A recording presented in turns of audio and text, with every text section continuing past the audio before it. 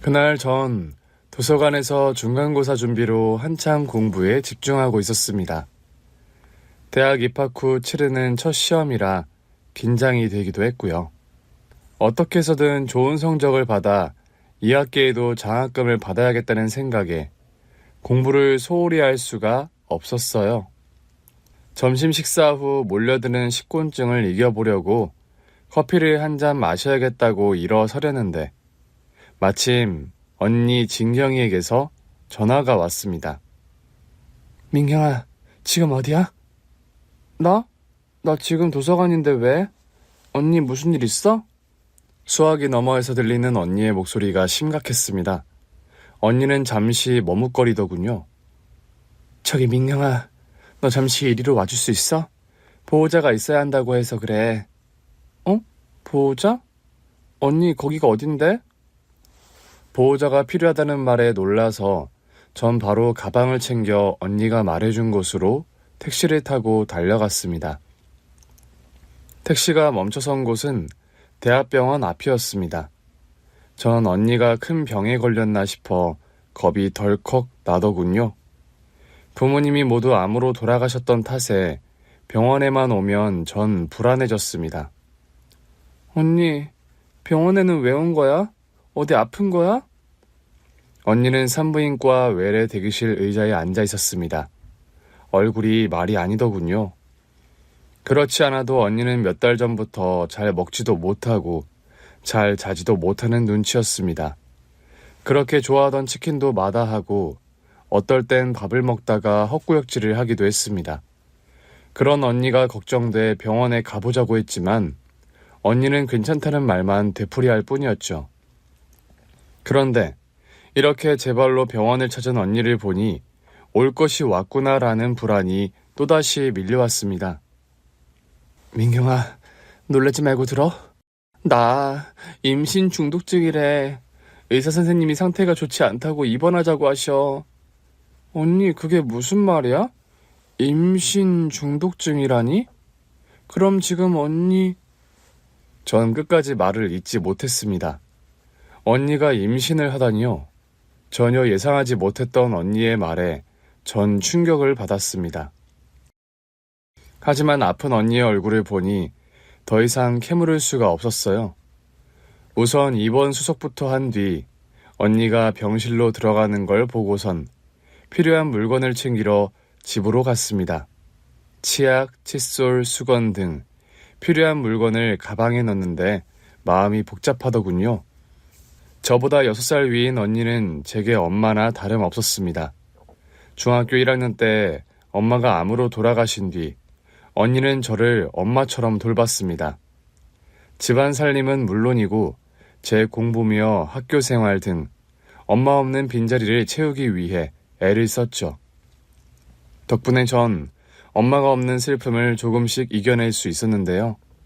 그때 언니가 지금 제 나이였었던 걸 생각하면 언니에게 한없이 감사할 따름이었습니다.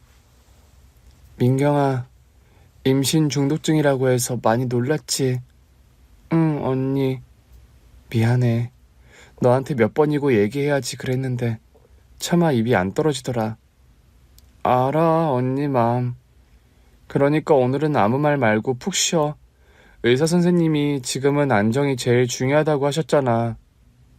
전 아기 아빠가 누구냐고 묻고 싶은 마음이 간절했습니다. 하지만 도저히 언니에게 물을 용기가 나지 않더군요. 언니가 아기 아빠가 아닌 저에게 연락을 한 걸 보면 분명 무슨 문제가 있다 싶었기 때문입니다. 그리고 그런 저의 예감을 틀리지 않았습니다. 회사 거래처에서 만난 사람인데 임신했다는 얘기를 들은 뒤론 내 전화를 안 받아. 며칠 뒤 퇴원을 앞두고 언니는 제게 아기 아빠에 대한 이야기를 먼저 꺼냈습니다. 자세한 말은 하지 않았지만 언니 이야기로 미루어 짐작해 보건대 아기 아빠는 아기를 책임지지 않으려는 게 분명했습니다. 하도 연락이 안 돼서 제식씨 회사에 찾아갔었지. 근데 한 달 전에 그만뒀다고 하더라고. 아기 아빠 이름이 제식이라고 했습니다. 박제식. 나도 어떻게 해야 할지 막막했지. 근데 아기가 무슨 죄니? 나한테 찾아온 소중한 생명인데. 언니 얘기를 듣고 있자니 분통이 터졌습니다. 당장이라도 그 박재식이라는 자식을 만나서 아기는 어떻게 할 거냐며 따지고 싶었죠. 그래서 언니가 잠든 틈을 타서 박재식이라는 이름의 번호를 찾아내 전화를 걸어봤는데요. 글쎄 없는 번호로 나오더군요. 곳에 전화번호를 바꾼 게 틀림없었습니다. 그리고 언니에게는 말하지 않았지만 사실 그자가 다녔다는 회사에도 찾아갔었습니다. 언니가 얘기한 그대로 사직서를 낸 게 맞았습니다. 아빠, 언니 이제 어떡해요? 우리 언니 불쌍해서 어떡해요? 그 작자의 회사에 갔다가 아무런 정보도 얻지 못하고 허탕을 치고 돌아오던 날, 전 아버지를 찾아가 엉엉 울었습니다. 아버지 역시 3년 전 암으로 돌아가셨는데 언니와 나만 달랑 남겨놓고 먼저 간 아버지가 그날만큼은 원망스럽더군요. 아빠가 그렇게 가지만 않았어도 우리 언니 이런 꼴 당하지 않았을 텐데. 아버지 앞에서 실컷 울고 나니 마음이 좀 가라앉더군요. 집으로 돌아오는 길에 나라도 힘을 내서 언니 편이 되어줘야겠다고 다짐했습니다. 언니, 지금까지는 언니가 날 돌봐줬지만 이젠 내가 언니 힘이 되어줄게. 언니는 다행히 아기를 무사히 출산했습니다. 3.1kg의 건강한 사내 아이였습니다. 우리는 평소 좋아하던 배우의 이름을 따서 아기 이름을 서준으로 지었습니다. 서준아, 무럭무럭 자라서 우리 배우 박서준을 한번 따라잡아보자. 서준이는 제 바람처럼 건강하게 잘 커갔습니다. 아기가 생기니 집안 분위기가 달라지더군요. 아버지 돌아가신 뒤 다소 휑하게 느껴졌던 집이 서준이로 인해 온기로 가득 차기 시작했습니다. 전 수업이 마치면 서준이를 보기 위해 곧장 집으로 달려오기 일쑤였죠. 아유, 민경아, 너 수업은 제대로 듣고 집에 오는 거야? 곧 기말 시험이라며 공부는 안 해? 언니, 걱정하지 마. 서준이가 내 에너지원이라니까. 서준이 얼굴을 봐야 공부에 능률이 오른다고. 정말 못 말리는 조카 바보라니까. 대학생이 연애도 하고 그래야지. 날마다 서준이 얼굴만 들여다보고 있으면 되겠니? 언니가 조카 바보라고 놀릴 정도로 서준이랑 있으면 행복했습니다. 꼼지락거리는 작은 손가락과 발가락, 나를 쳐다보는 맑은 눈망울을 보고 있으면 세상이 제 품 안에 있는 것 같았습니다. 아마 우리 엄마 아빠도 절 보면서 그랬겠지요? 언니와 저는 서준이 돌도 남부럽지 않게 치렀습니다. 언니 친한 친구들을 초대해 식사도 하고 서준이 한복도 곱게 차려입혀서 돌 사진도 예쁘게 찍었습니다. 병치레가 몇 차례 있었지만 큰 탈 없이 서준이는 건강하게 자랐는데요. 그런데 서준이가 6살이 되던 해, 언니와 저에게 또다시 예기치 못한 큰 어려움이 찾아왔습니다. 그날은 서준이 유치원 재롱잔치에서 돌아오던 날이었습니다. 서준아, 어쩜 서준이는 그렇게 연기를 잘하니? 이모는 우리 서준이밖에 안 보이더라. 이모 정말이지. 나 경태보다 훨씬 잘했지? 그럼 이모는 경태가 뭐라고 하는지 들리지도 않더라. 근데 우리 서준이는 목소리도 크고 발음도 정확하고 오늘의 주인공은 우리 서준이라니까. 그치 언니? 그래. 언니 왜 그래? 어디 아파? 유치원에서 돌아오는 차 아니었는데요. 운전대를 잡은 언니가 땀을 비오듯 흘리고 있는 겁니다. 언니, 안 되겠다 언니. 저 옆에 차 세워봐. 아니야 괜찮아. 괜찮긴, 지금 언니 얼굴이 하얗게 질렸단 말이야. 제 독촉에 언니는 차를 도로 옆 빈 공간에 세웠습니다. 그리곤 통증을 이기지 못했는지 운전대 앞에서 기절해버렸습니다. 언니! 엄마! 언니는 119의 구급차에 실려 병원으로 옮겨졌습니다. 응급실 당직 선생님이 이리저리 진찰을 해보더니 몇 가지 검사를 더 하자고 하더군요. 또다시 불안감이 밀려왔습니다. 하지만 서준이가 옆에 있으니 티를 낼 수가 없었습니다. 이모, 엄마 많이 아파? 아니야, 서준아. 엄마 주사 맞으면 금방 나을 거야. 근데 엄마 왜 계속 잠만 자는 거야? 그건 엄마 낫게 하려고 의사 선생님이 잠자는 주사를 놓아서 그래. 엄마가 저렇게 자야지 빨리 나을 수 있어. 눈물을 뚝뚝 흘리며 걱정하는 서준이를 이모 댁에 잠시 맡겨두고 전 언니의 경과를 보기 위해 다시 병원으로 달려왔는데요. 담당 의사 선생님의 진단 결과를 듣고선 그만 저도 눈물을 터뜨리고 말았습니다. 언니가 유방암? 그것도 말기라는 겁니다. 선생님, 그럴 리가요. 언니 얼마 전 건강검진 받았는데 별 이상 없다고 그랬었어요. 동생분께 얘기를 안 하셨나 보네요. 재검받으라는 통지가 갔는데 그대로 방치하셨더라고요. 네? 언니한테 재검받으라는 통지를 하셨다고요? 언니는 아마 두려웠을 겁니다. 엄마에 이어 아빠까지 암으로 세상을 떠났으니 혹시나 하는 불안에 차일피일 재검을 미뤘었을 것 같아요. 남들은 부모님이 암으로 돌아가신 가족력이 있으니 더 건강관리를 잘해야 한다고 얘기를 하는데요.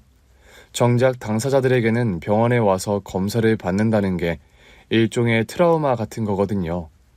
게다가 어린 아들에다 동생까지 책임지고 있는 가장이다 보니 혹시나 암에 걸렸을까봐 그 진실을 아는 게 두려웠을 겁니다. 언니의 그런 마음을 헤아리다 보니 눈물이 쏟아졌습니다. 바보같이 자기 건강부터 챙겼어야지. 유방암 말기 진단을 받은 언니는 딱 4년을 더 살았습니다. 서준이가 초등학교 3학년, 10살이 되던 해에 부모님 곁으로 떠났습니다. 부모님이 계신 납골당 바로 옆에 언니 사진을 두며 얼마나 울었는지 모릅니다. 언니, 나만 두고 가면 어떡해? 나만 이 세상에 덩그러니 두고 떠난 언니도 부모님도 모두 원망스러웠습니다. 아빠, 엄마, 나 이제 언니 없이 어떻게 살아? 나도 데려가 달란 말이야. 하늘도 원망스러웠습니다. 그렇게 한참을 소리내서 울고 있는데 어디선가 또 다른 울음소리가 들리는 겁니다. 엄마. 서준이였습니다. 제 슬픔 때문에 미처 챙기지 못한 서준이가 언니 사진 앞에서 엉엉 소리내 울고 있더군요. 서준아, 이모. 서준이와 저는 한참을 부둥켜 안고 울었습니다. 울면서 이런 생각이 들더군요. 그래, 난 혼자가 아니야. 서준이, 우리 서준이가 있잖아. 10살짜리 아이가 그렇게 위로가 될 줄 몰랐습니다. 서준이 때문에 제가 혼자 남겨지지 않았다는 게 너무 큰 위로가 되더군요. 저와 서준이는 그렇게 서로를 의지하며 언니와 엄마 잃은 슬픔을 조금씩 이겨내갔습니다. 이모, 빨래통에 수건은 분리해서 넣어야 한다고. 나 내가 몇 번이나 얘기해. 야, 이서준, 너 이모한테 잔소리 금지라고 했지? 이모는 도대체 이 쉬운 걸 왜 맨날 까먹는 거야? 에휴, 이해가 안 되네. 어라, 너 방금 그 얘기 네 엄마랑 똑같다? 어쩜 잔소리하는 건 그리 붕어빵이니? 내가 이모 안 닮고 엄마 닮아서 다행이지 뭐. 이모 닮았어봐 집이 온통 쓰레기장일걸? 참네, 이모가 바빠서 그렇지 맘먹고 청소하면 너 아마 깜짝 놀랄걸? 6학년이 되면서 서준이는 청소, 세탁기 돌리기 등 간단한 집안일을 도와주었습니다. 전 엄마 없이 자라는 것도 마음 아픈데 너무 일찍 처리되는 건 아닌가 싶어 신경이 쓰이더라고요. 서준아, 너 세탁기는 이모가 돌린다고 했지? 넌 그냥 세탁기 통에 네 옷 넣기만 하면 된다고.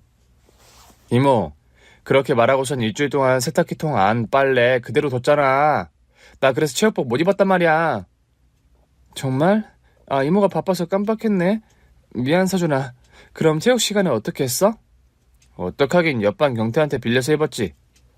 아이고, 우리 서준이 잘했네. 다음부턴 이모가 절대 안 까먹고 꼭 세탁기에 놓을게. 덤벙거리는 저와 달리 서준이는 언니를 닮아 꼼꼼하고 알뜰했습니다. 서준아, 너 맘에 드는 거 아무거나 골라봐. 이모가 한턱 쏜다. 이모 돈을 그렇게 막 쓰면 돼? 한 푼이라도 아껴서 결혼 자금 모아야지. 뭐?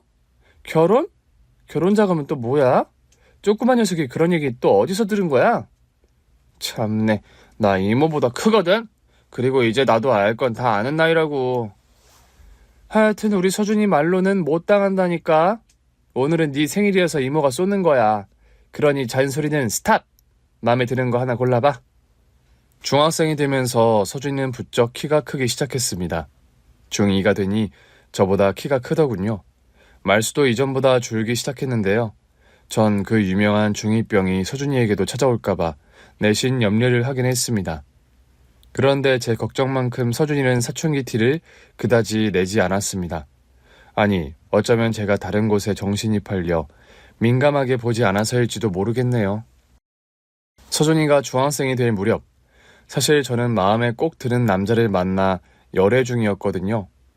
2년쯤 지나자 결혼 얘기가 오갔고요. 전 누구보다 서준이에게 이 사실을 알려야겠다 싶었습니다. 서준아, 이모가 오늘 중요하게 할 얘기가 있는데. 뭐? 이모 연애한다는 얘기? 너 어떻게 알았어? 누가 너한테 얘기하던? 아니, 이모. 나한테 그런 얘기 해줄 사람이 어딨어? 그치. 너한테 얘기해줄 만한 사람이 없지. 근데 서준이 너 어떻게 알았어? 이모, 그걸 어떻게 몰라. 밤마다 통화하지. 그 남자가 이모 집 앞까지 데려다 주는 거 내가 한두 번 본 게 아니거든. 어머, 그랬어? 그럼 얼굴도 봤겠네? 아니, 얼굴은 자세히 못 봤지. 이모 차에서 내려주고 가는 것만 봤으니까. 그래? 그럼 어떤 사람인지 사진 보여줄까? 전 핸드폰을 꺼내 남자친구와 찍은 사진을 서준이에게 보여줬습니다. 제 핸드폰을 가만히 들여다보던 서준이 표정이 점점 일그러지기 시작하더군요. 이모, 이 사람이 정말 이모 남친 맞아? 응, 이모 남친 잘생겼지? 처음엔 서준이의 표정이 변한 걸 알아채지 못했습니다. 그래서 농담을 건넸는데요. 서준이가 정색을 하는 겁니다. 이모, 나 이 사람 알아. 이 사람은 안 돼. 뭐? 그게 무슨 소리야? 서준이 네가 현우 씨를 안다고? 전 서준이가 무슨 말을 하는지 이해가 되지 않았습니다. 서준이가 제 남친 현우 씨를 알 리가 없지 않습니까? 서준아, 너 다른 사람하고 착각한 거 아니야? 아니, 이모, 이 사람 맞아. 이 사람이 틀림없다고. 단호한 대답에 놀란 제가 멍하니 서준이를 바라보자 서준이는 핸드폰을 꺼내 동영상 하나를 보여줬습니다. 그런데 그 동영상에는 서준이 말대로 현우 씨가 언니와 함께 웃으며 생일 축하 노래를 부르고 있었습니다. 생일 축하합니다.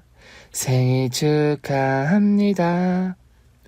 사랑하는 서준이 생일 축하합니다. 서준이 생일에 찍은 동영상이었는데요. 언니와 현우 씨가 축하 케이크를 앞에 둔 서준이 생일을 축하해주고 있더군요. 하지만 더 놀라운 건 케이크 촛불을 끈 뒤 서준이가 한 말이었습니다. 아빠 생일 선물 고마워요. 아빠? 아빠라고? 이게 도대체 무슨 상황이지? 동영상 속 서준이는 현우 씨에게 아빠라고 부르고 있었습니다. 저는 잘못 들었나 싶어 몇 번이고 동영상을 반복했습니다. 아빠, 생일 선물 고마워요. 정신이 아득해지면서 아빠라는 서준이의 말만 계속 머릿속에서 맴돌았습니다. 서준이를 데리고 어떻게 집에 들어왔는지, 서준이에게 뭐라고 둘러댔는지 아무런 생각도 나지 않았습니다. 밤새 잠을 설치고 다음날 아침 일찍 현우 씨에게 전화를 해서 저녁에 만날 약속을 정했습니다. 하루 종일 일이 손에 잡히지 않고 멍하더군요. 그런 제 맘도 모르고 현우 씨는 카페에서 마냥 사람 좋아 보이는 웃음을 띠고선 저를 기다리고 있었습니다. 민경아, 어디 아파? 얼굴이 많이 안 좋네. 아니, 괜찮아. 아니다, 오빠. 나 안 괜찮아.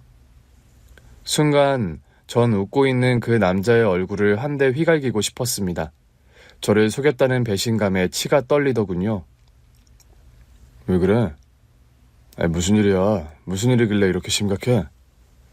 분위기가 심상치 않음을 눈치챈 현우 씨는 근심 어린 표정으로 제 손을 잡았는데요. 전 그 손을 확 뿌리쳤습니다. 오빠 그동안 나 속인 거 없어? 응? 갑자기 그게 무슨 말이야? 민경이 널 속이다니. 발뺌하려는 게 분명하다 싶었습니다. 그래서 전 아무런 설명 없이 서준이가 제게 보여준 동영상을 현우 씨에게 내밀었습니다. 이게 뭔데 그래? 일단 봐. 보고 얘기하자, 오빠. 현우 씨는 제가 내민 동영상을 보더군요. 동영상을 보는 그의 얼굴이 점점 더 심각해져 갔습니다.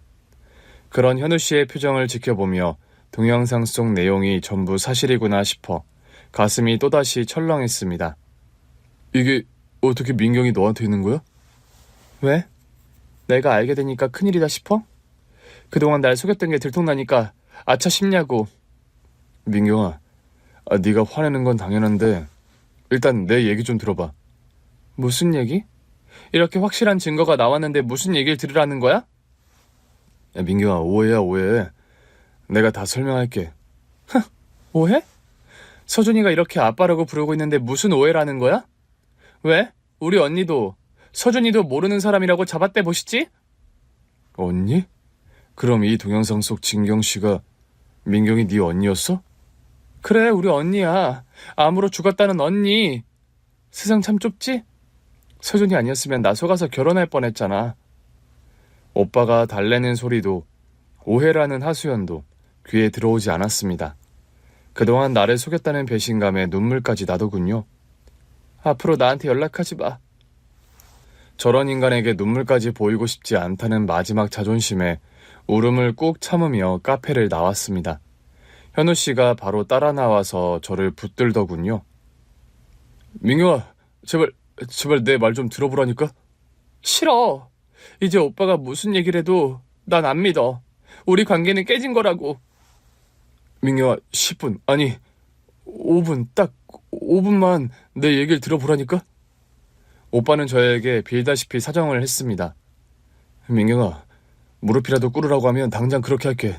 그러니 제발 내 얘기 좀 들어달라고. 현우 씨는 정말 무릎이라도 꿇을 기세였습니다. 거리에 지나다니는 사람들을 아랑곳하지 않고 말이죠. 그의 간곡한 호소가 제 마음을 조금 움직이더군요. 무슨 얘긴지 짧게 말해. 그래 고마워 민경아. 그날 현우 씨의 얘기는 5분 안에 끝나지 않았습니다.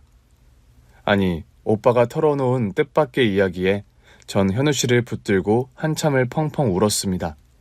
현우 씨가 언니를 만난 건 병원에서라고 합니다. 당시 언니는 항암 치료 중이었고요. 오빠는 어머니 병간호로 병원에서 살다시피 했다고 합니다.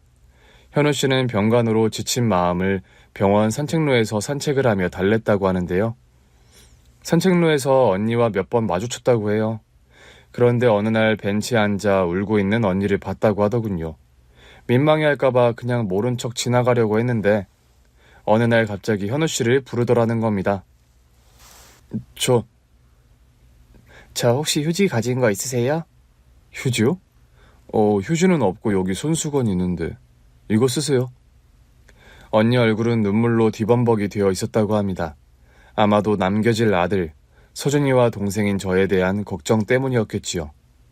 고맙습니다. 손수건은 빨아서 제가 드릴게요. 현우 씨가 내민 손수건에 코까지 야무지게 풀어버린 언니는 며칠 뒤 깨끗하게 빤 손수건과 함께 시집을 한 권 내밀었다고 합니다. 그때는 감사했어요.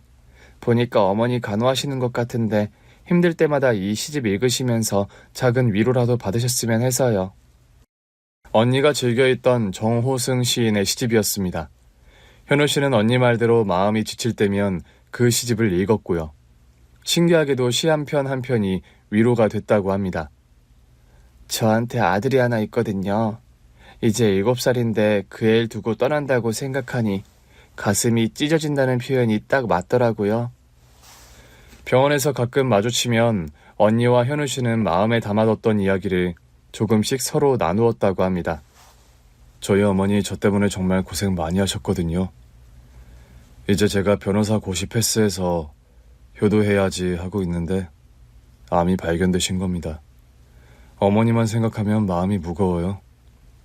어머닌 그렇게 생각 안 하실 거예요. 아들이 당신 뜻대로 잘된 거 보셨으니까 이제 여한이 없다라고 후련해 하실 거예요. 정말 그럴까요? 그럼요. 제가 엄마라서 부모 마음은 어느 정도 알거든요. 언니는 언니대로, 현우 씨는 현우 씨대로 가슴에만 담아뒀던 이야기를 나누며 서로에게 위로가 됐던 것 같습니다.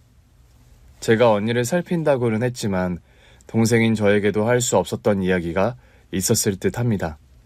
현우 씨 어머니는 몇 달 후 운명을 달리하셨고요. 장례를 치르는데 언니가 많은 도움을 줬다고 했습니다. 아빠의 장례식을 도맡아 치렀었기에 언니가 필요한 일들을 처리해줬던 겁니다. 어머니 장례 후 어느 정도 마음이 안정이 되자 현우 씨는 언니에게 연락을 했다고 합니다. 장례를 도와준 것에 대한 감사의 마음을 표현하기 위해서였는데요. 그 자리에서 언니가 머뭇거리며 꽤 어려운 부탁이 있다는 얘기를 꺼냈다고 해요.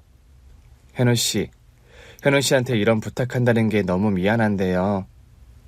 무슨 부탁인데 이렇게 어려워하세요? 편하게 말씀하세요. 제가 할 수 있는 일이면 당연히 도와드려야죠.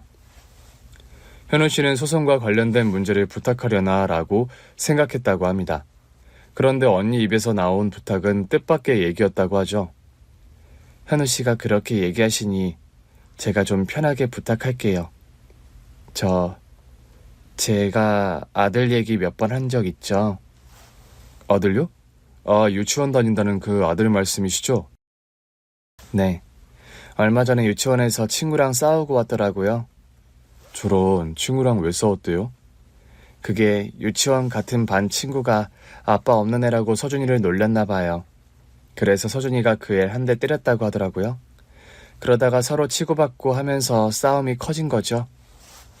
진경씨 속 많이 상하셨겠네요. 네, 그날 밤 한숨도 못 잤어요. 곧 엄마마저 없어질 텐데 그땐 어떡하나 싶더라고요. 휴. 그래서 제가 죽기 전에 서준이한테 아빠 엄마와 함께 보냈던 추억을 선물로 주고 가고 싶어요. 아빠 엄마랑 함께 있었던 추억을 선물하고 싶다고요? 그러니까 그 얘긴 저한테 지금... 네, 서준이한테 아빠 노릇 한 번만 해주시면 안 될까요? 곧 서준이 생일이거든요. 네. 근데 아빠가 갑자기 나타났다고 하면 서준이가 믿을까요? 그건 걱정 마세요. 제가 평소 서준이한테 아빠는 멀리 외국에서 살고 있다고 했거든요. 아빠가 서준이 생일이라서 잠깐 한국에 왔다고 하면 아들이 엄청 좋아할 거예요. 네, 그렇다면 한번 그렇게 해보죠. 현우 씨, 정말 고마워요. 서준이한테는 평생 잊혀지지 않는 생일이 될 거예요. 현우 씨 역시 아버지를 어린 나이에 잃었던 탓에 언니 부탁을 거절할 수 없었다고 합니다. 자신의 어린 시절이 생각나면서 아빠를 그리워할 서준이가 한없이 안타까웠다고 하죠. 제가 봤던 동영상은 바로 그때 찍은 것이었습니다. 그럼 서준이는 여전히 오빠를 아빠로 알고 있는 거야? 아마 그럴 거야. 생일 파티 이후에도 몇 번 언니랑 서준이를 만났거든. 그런데 왜 난 그 사실을 까맣게 모르고 있었을까? 언니도 그렇고 서준이도 나한테 숨기는 게 없는데. 일부러 숨긴 건 아니고 아마 민경이 네가 한창 바쁠 때라 그랬을 거야. 진경 씨가 동생이 막 입사를 해서 엄청 바쁘다는 얘기를 지나가는 말로 했었거든. 동생 자랑도 많이 했는데 그 동생이 설마 민경이 너일 줄은 꿈에도 몰랐네. 우연도 이런 우연이 없다 싶었습니다. 그러고 보니 언니가 병원에서 좋은 친구를 만났다는 얘기를 했었던 기억이 나더군요. 그 친구가 현우 씨였다니 우리가 정말 인연은 인연이구나 했습니다. 그런데 현우 씨와 우리 둘 사이의 오해는 풀었지만 서준이의 오해는 어떻게 풀어가야 할지 난감하더군요. 오빠, 서준이는 오빠가 엄마 장례식에 안 왔다면서 원망하고 있더라고. 나 그때 한 달 장기 출장으로 해외에 있었어. 그래서 진경씨 소식을 듣지 못했고 나중에서야 알게 됐지 뭐야. 그때는 진경씨가 없으니 서준이를 만날 방법이 딱히 없더라고. 모든 상황이 이해가 됐습니다. 언니가 가고 없으니 현우 씨는 서준이를 만날 수도 연락할 방법도 없었던 거죠. 그래서 오해만 쌓인 채 시간이 흘렀던 겁니다. 전 가장 먼저 서준이의 오해를 풀어야겠다 싶어 하루 날을 잡았습니다. 서준아, 오늘 학원 몇 시에 마쳐? 이모랑 저녁에 맛있는 거 먹을까? 맛있는 거? 좋아, 이모. 그래, 그럼 이모가 나중에 학원 앞에서 기다릴게. 학원 앞에서 만난 서준이는 기분이 좋아 보였습니다. 서준이 오늘 기분이 좋아 보이네. 무슨 좋은 일 있었어? 응, 이모. 나 영어 성적 잘 나왔다고 오늘 선생님께 칭찬받았거든. 그래? 그럼 진짜 맛있는 거 먹으러 가야겠네. 서준아, 뭐 먹고 싶어? 난 무조건 고기지. 오케이. 그럼 우리 오랜만에 한우 먹을까? 어때? 서준아, 콜? 콜. 서준은 그 또래 남자아이들이 그렇듯 혼자 5인분을 맛있게 먹더군요. 저녁 식사를 마치고 돌아오는 차 안에서 전 현우 씨 얘기를 꺼냈습니다. 서준아, 네가 지난번에 보여줬던 그 동영상 말이야. 그게 왜? 내가 현우 씨한테 그 동영상을 보여줬거든. 오빠 이야기가 나오자 서준이는 긴장하기 시작했습니다. 그런 서준이가 걱정은 됐지만 한 번은 넘어야 할 산이다 싶어 현우 씨에게 들은 이야기를 그대로 서준이에게 전했죠. 제가 이야기를 하는 동안 서준이는 아무런 대꾸도 하지 않았습니다. 그래서 서준아, 이모는 현우 씨 이해가 되거든. 그러니까 이모, 그 사람이 내 진짜 아빠가 아니고 엄마랑 짜고 날 속였다는 거지? 어? 아니, 서준아, 그런 게 아니라 난 진짜 아빠인 줄 알았는데 어떻게 그럴 수가 있어? 서준아, 그러니까 그게 엄마도 미워. 다 밉다고. 차에서 내린 서준이는 제 방으로 문을 쾅 닫고 들어가 버리더군요. 그리고는 일주일 동안 저에게조차 말 한마디 하지 않았습니다. 서준아, 밥은 먹고 학교를 가야지. 응? 서준이는 마치 딴 사람 같았습니다. 제가 묻는 말에 대답은커녕 절 쳐다보지도 않았습니다. 오빠, 서준이 아예 나랑은 말도 안 해. 저러다 엇나가는 건 아닌지 정말 걱정이야. 자기를 속였다고 생각하니 얼마나 충격이 컸겠어. 생각이 정리될 때까지 조금만 더 기다려보자, 민경아. 그래, 속이 깊은 아이니까 자기가 잘 정리를 할 거야. 말은 그렇게 했지만 혹시나 하는 생각에 하루하루가 불안하더군요. 그렇게 한 달이 흐르고 나니 서준이가 마음을 열지 않으면 오빠와의 결혼을 다시 고려해야겠다는 생각마저 들었습니다. 이 세상에서 서준이가 의지할 사람은 저 하나뿐이었거든요. 그런 사람이 사라진다는 게 어떤 고통이고 슬픔인지를 겪은 제가 서준이 마음을 외면할 수는 없었습니다. 오빠, 나 서준이 없으면 못 살아. 만약 서준이가 끝까지 반대하면 우리 결혼 나 다시 생각해 볼 거야. 민경아, 그런 말이 어딨어. 내가 어떻게 해서든 서준이 마음 풀어볼 테니까 다시는 그런 말 하지 마. 알았지? 현우 씨는 그렇게 얘기했지만 딱히 방법이 없는 것 같았습니다. 서준이는 현우 씨 전화는 물론 멀리서 보이기만 해도 무시하고 가버렸거든요. 그러던 어느 날 서준이에게 예상치 못한 일이 닥쳤습니다. 토요일 저녁이었는데요. 웬 낯선 남자가 배를 누르더라고요. 누구세요? 여기 서준이 집 맞죠? 중년의 남자 목소리였습니다. 전 무슨 일인가 싶어 문을 열었는데 그 남자는 묻지도 않고 성큼 들어와 거실 소파에 앉더군요. 아이고, 서준이 잔다고 몇 달을 헤맸네. 우리 서준이 지금 집에 있죠? 우리 서준이라고? 전 어안이 벙벙했습니다. 대체 누구길래 서준이를 우리 서준이라 부르며 찾나 싶었습니다. 보아하니 그쪽 진경이 동생 맞죠? 그럼 나한테는 처제가 되는 건가?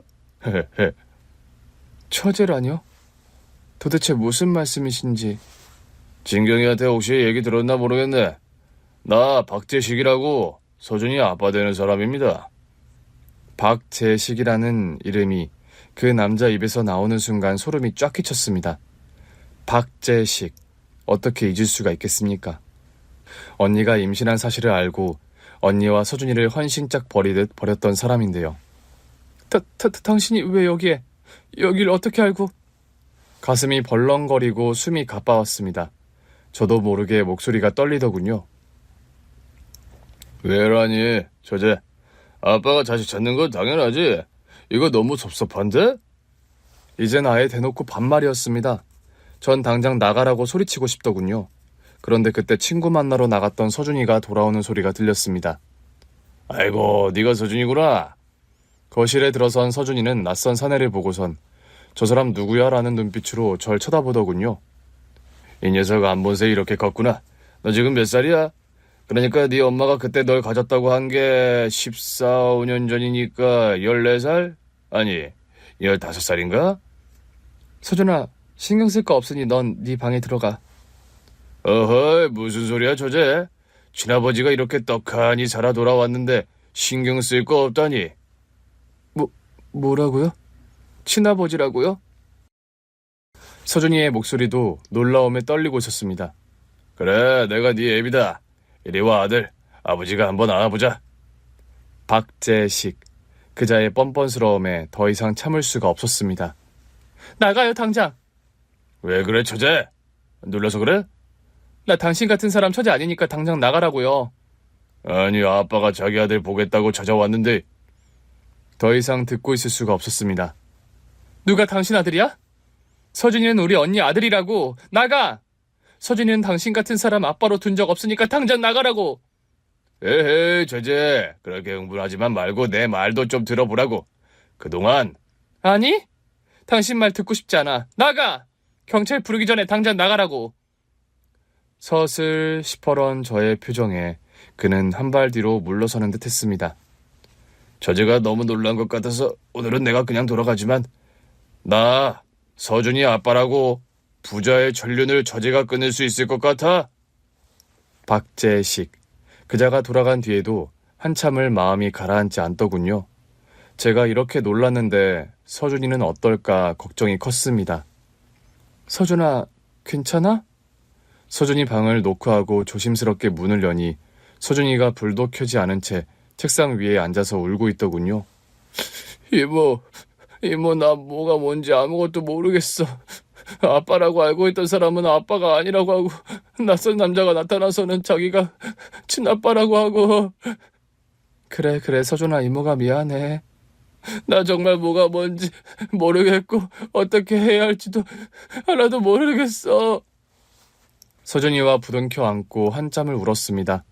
15살 어린 나이에 겪지 않아도 될 모진 시련을 겪게 하는 것 같아 마음이 아프고 힘들었습니다. 언니에게 서준이를 잘 키우겠다고 약속했는데 너무 부족한 이모인 것 같다는 자책마저 들었습니다. 서준아, 이모가 잘 해결할 테니 넌 아무 걱정하지 말고 푹 자. 서준이를 재운 뒤 박재식 그자가 갑자기 왜 서준이를 찾아왔을까? 그 이유에 대해 고민하기 시작했습니다. 아무리 생각해봐도 모르겠더라고요. 언니가 임신한 사실을 알고 종족을 감췄던 그가 왜 지금에야 나타난 걸까요? 그것도 서준이 친부라고 주장하면서 말이죠.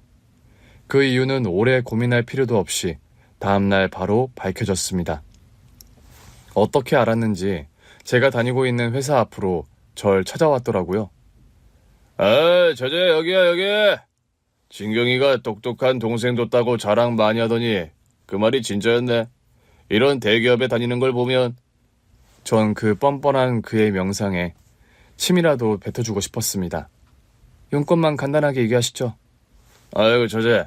찬바람이 쌩쌩 부는구만. 내가 그때 사정이 있어서 진경이를 외면하는 실수는 했지만 그래도 형부한테 이러면 안 되지. 그것도 배울 만큼 배운 사람이. 할 얘기 없으면 저 가볼게요. 에헤이, 성미 급한 건 진경이 그대로네. 그자 입에서 언니 이름이 나오는 게 이루 말할 수 없이 불쾌했습니다. 이보세요. 진경 하는데 당신이 우리 언니 이름을 입에 올릴 자격이나 되는 줄 아세요? 자격이라니. 내가 서준이 아빠인데 그만하면 자격이 충분한 거 아닌가, 처제? 저기요. 말끝마다 처제라고 하시는데 저 당신 같은 사람 형부로 둔 적 없고요. 할 말 없으면 이만 일어날게요. 처제. 언니 일 때문에 그래? 나도 진경이가 암으로 그렇게 세상 빨리 떠날 줄 몰랐지. 그건 나도 마음이 아프다고. 뭐? 마음이 아프다고? 당신이 뭔데 이제 와서 마음이 아프다는 거야? 라는 말이 목구멍까지 올라왔습니다. 하지만 저런 인간 더 이상 상종을 말아야겠다 싶어 자리를 떠나려고 하는데요. 그의 한마디가 저의 분노를 폭발시키고 말았습니다. 근데 처제 그거 알아? 언니가 죽으면서 남긴 재산이 꽤 된다고 하던데. 그거 서준이 몫이잖아. 아, 그때서야 그 인간이 왜 서준이를 찾아왔는지 알게 되었습니다. 순간 피가 거꾸로 솟구쳐 오르는 것 같더라고요. 뭐라고? 언니가 남긴 재산이 뭐 어쨌다고? 당신이 그러고도 사람이야? 내가 이 말까지는 안 하려고 했는데 그러니까 사람 말을 왜 끝까지 안 듣냐고. 당신, 다시는 서준이 앞에 나타나지 마. 아빠는 무슨 아빠야? 법적으로 서준이 보호자는 엄연히 나라고. 어허, 그래. 법대로 하자 이거지? 아, 그래, 그럼 법대로 한번 해보자고. 내가 이렇게 유전자 검사까지 다 했으니 누가 유리할지 잘 생각해봐, 처제. 능글거리며 웃는 그의 얼굴이 악마 같아 보였습니다. 가슴이 답답하고 속이 울렁거려 도저히 일에 집중할 수가 없더군요. 결국 조퇴를 하고 집으로 왔는데요. 집에 돌아와서도 마음이 쉽게 안정이 되지 않는 겁니다. 그때 마침 현우 씨한테 전화가 왔죠. 민경아, 왜 이렇게 목소리가 안 좋아? 어디 아파? 따뜻한 현우 씨의 목소리를 듣자 눈물부터 났습니다. 오빠. 왜 그래? 무슨 일이야? 서준이 때문에 그래? 아니, 서준이 때문이 아니고. 전 박재식 그자가 갑자기 서준이를 찾아왔다는 것에서부터 오늘 낮에 있었던 일까지 모조리 현우 씨에게 이야기를 했습니다. 제 얘기를 들은 오빠는 한달음에 집으로 달려왔더군요. 민경아, 걱정하지 마. 그자가 아무리 친아빠라고 우겨도 서준이를 쉽게 데려갈 수는 없어. 정말? 유전자 검사까지 했다고 날 협박하던데. 그래도 서준이를 키운 건 언니랑 민경이 너고 그자가 서준이 임신한 걸 알고 일부러 연락을 끊었다면서. 그렇긴 한데 그자는 친부고 난 이모잖아. 민경아, 법적인 문제는 나한테 맡겨. 내가 서준이 꼭 지킬게. 제 남자친구가 변호사라는 사실이 그때만큼 든든했던 적이 없었던 것 같습니다. 현우 씨는 법적인 문제에 대해 열심히 알아봐 주었을 뿐만이 아니고요. 박재식을 만나는 일도 저 대신 했습니다. 민경아, 박재식한테 만나자는 연락이 오면 나한테 연락해. 내가 대신 만나서 상대할 테니까. 박재식은 저와 연락이 되지 않자 서준이 학교까지 찾아가기도 했습니다. 하루는 서준이가 근심 어린 표정으로 제 방에 와서 묻더군요. 이모, 그 사람 말이야. 서준아, 누구? 아빠라는 사람. 너 혹시 그 사람 만났니? 응, 학교 앞에서 날 기다리고 있더라고. 그래서 그자가 무슨 얘기를 너한테 했어? 나보고 햄버거 좋아하느냐고 묻더니 맥도날드로 데리고 가더라고. 그래서 햄버거만 먹고 나왔어? 아니, 자기가 친아버지니까 이제부터 자기랑 살 거라고. 뭐야? 그자가 너한테 그런 말을 했다고? 응, 이모, 그 사람 말 진짜야? 나 이제 이모랑 같이 못 사는 거야? 저랑 같이 살지 못하냐고 묻는 서준이 눈에 눈물이 그렁그렁 맺히기 시작했습니다. 아니야, 서준아. 절대 그럴 일 없어. 이모는 평생 서준이랑 같이 살 거야. 정말이지? 나 이모랑 계속 살 수 있는 거지? 그럼 이모가 절대 서준이 아무데도 안 보낼 테니까 넌 걱정하지 마. 알았지? 응, 이모, 나 절대 보내면 안 돼. 알았지? 그럼 우리 서준이 절대 어디에도 안 보낸다니까? 서준이가 안심하며 제 방을 나가자마자 전 현우 씨에게 전화를 해서 그자가 서준이를 찾아왔었다는 이야기를 전했습니다. 오빠는 서준이를 직접 만나서 얘기를 들어보고 싶다고 하더군요. 전 조심스럽게 현우 씨 얘기를 서준이에게 전했는데요. 서준이는 선선히 오빠를 만나겠다고 하더군요. 서준이 안 본 새 많이 컸네. 네, 안녕하세요. 처음엔 어색해하던 서준이는 현우 씨가 이것저것 물으면서 챙겨주자 마음을 서서히 열기 시작하는 것 같았습니다. 서준아, 널 속이려고 했던 건 아니었는데 네가 상처를 많이 받은 것 같아서 아저씨가 정말 미안하다. 아니에요. 이모한테 얘기 들었어요. 다 절 위해서 그러셨던 거잖아요. 그래, 그렇게 이해해주니 고맙다. 대신 이제부터 서준이 너한테 거짓말하는 일 절대 없을 거야. 네, 근데 저한테 말고 이모한테 잘해주세요. 제가 바라는 건 그거예요. 아유, 우리 서준이 다 컸네. 이모부터 챙겨주고 말이야. 현우 씨에 대한 원망은 서준이에게서 사라진 것 같더군요. 박재식의 등장이 가져온 유일한 순기능이었다고 할까요? 그리고 그날 현우 씨와 서준이가 나누는 얘기를 들으니 박재식이 나타난 목적이 더 분명해지더군요. 그러니까 지금 살고 있는 집에 대해서도 물었단 말이지? 네, 엄마가 살아계실 때부터 살았냐고 묻더라고요. 그리고 또 엄마에 대해 그 사람이 너한테 얘기한 게 있어? 엄마가 돌아가신 다음에 집 명의를 이모 이름으로 바꾸었냐? 혹시 엄마가 너한테 남긴 통장은 없었냐? 보험 들었다는 얘기는 안 하더냐? 이런 걸 꼬치꼬치 묻더라고요. 그래서 서준이 넌 뭐라고 대답했니? 모른다고 했어요. 사실 제가 모르는 일이기도 하고요. 참, 이모, 그 사람한테 통장 얘기는 안 했어. 그래, 잘했다, 서준아. 앞으로도 절대 그 얘기는 하지 마. 통장? 무슨 통장? 그게 언니가 서준이 명의로 장기 적금을 든 통장이 있거든. 언니 그렇게 되고 지금은 내가 붓고 있는데 그 통장 얘기야. 그래, 잘했다, 서준아. 그런 얘기는 아무한테도 안 하는 게 좋지. 현우 씨는 서준이와 대화하면서 박재식이 나타난 명분이 더 분명해져 우리에게 유리하다고 했습니다. 그리고 채 한 달도 되지 않아 박재식의 일은 깔끔하게 마무리가 되었죠.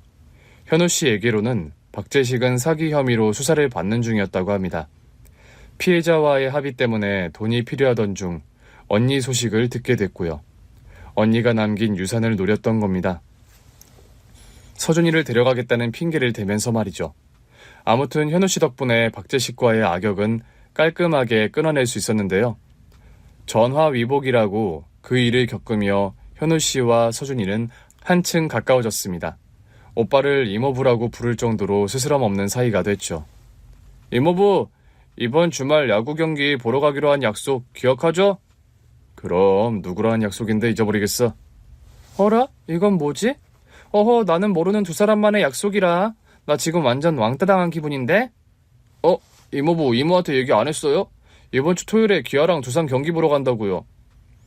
아니, 난 당연히 서준이 네가 얘기할 줄 알았지. 아하, 우리 이모 뒤끝 장렬인데 이모부 큰일 났네요. 그러게, 이왕 이렇게 된 거 서준아 우리 둘이서만 살짝 갈까? 그럴까요? 야, 이서준, 너 집에 들어올 생각하지 마. 오빠도 마찬가지야. 각오하라고. 아이쿠, 이모 특히 나온다. 서준아, 얼른 우리 도망가자. 서준이와 웃고 떠드는 현우 씨 모습을 보면서 한 번은 이런 생각을 한 적이 있습니다. 어쩌면 우리는 언니가 하늘에서 이어준 인연일지도 모른다는 생각 말입니다. 당연히 현우 씨는 결혼해서도 서준이가 우리와 함께 살아야 한다고 여겼고요. 서준이 역시 제가 결혼을 하면 가족이 한 사람 더 생기는 거라고 좋아하고 있습니다. 서준이는 아들 같은 조카라고 할까요? 생각해보면 서준이, 나, 현우 씨, 우리 셋은 비슷한 아픔을 가진 사람들입니다. 태어나기 전부터 아빠에게 버림을 받았었고 어린 나이에 엄마를 잃은 조카 서준이, 역시 어린 나이에 엄마를 잃었고 아빠와 하나뿐인 언니마저 떠나보내야 했던 나, 현우 씨도 아빠를 그리고 엄마를 암으로 잃었죠. 그런 아픔을 겪으며 가족의 소중함을 누구보다도 알기에 우리는 서로를 더 귀하게 여기는 것인지도 모르겠습니다. 또 누군가 아파할 때 더 아파하면서 서로가 서로를 보듬는 것인지도 모르겠습니다. 이제 내일이면 현우 씨와 저는 친지들과 하객들 앞에서 100년 해로의 거룩한 서약을 할 것입니다. 저와 현우 씨는 서로가 서로에게 평생 든든한 버팀목이 되기로 약속했습니다. 서준이가 그 안정감 속에서 잘 자랄 수 있도록 말이죠. 이 글을 읽으시는 여러분도 저희가 꾸려갈 가정을 위해 많은 응원해주세요. 긴 글 읽어주셔서 감사합니다. 오늘 준비한 사연은 여기까지입니다. 재미있게 들으셨다면 구독과 좋아요, 알림 설정까지 눌러주세요. 그럼 저는 다음 사연으로 찾아뵐게요. 오늘도 건강하고 행복하세요.